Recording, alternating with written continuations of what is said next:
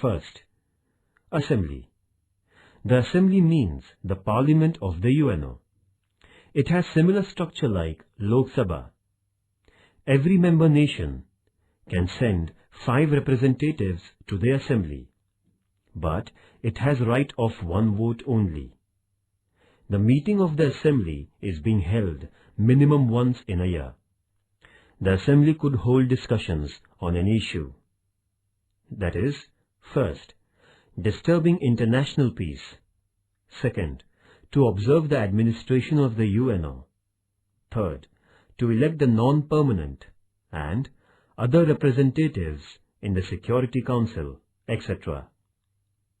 The Assembly is the platform where all the nations can put their grievance for discussion, but the Assembly has right to suggest by majority only. The final decision is left to the Security Council.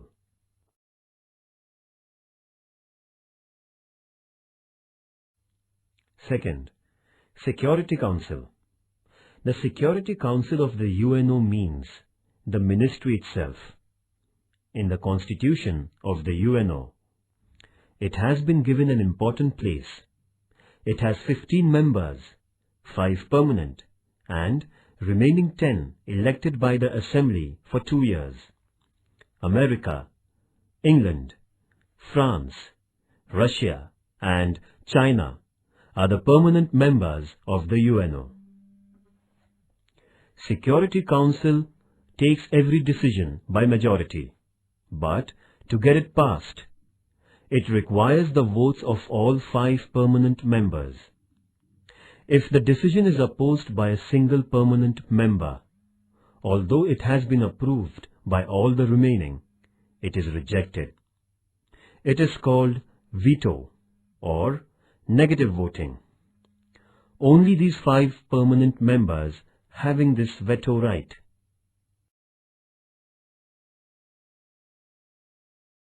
The main tasks of the Security Council are: first, to discuss any issue disturbing international peace. Second, to punish the guilty and disobeying nations.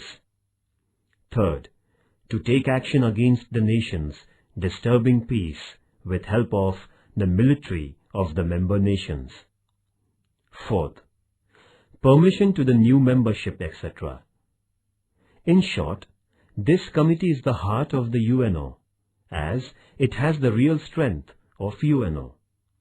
Thus, the Security Council occupies an important place in the UNO. Third, Secretariat.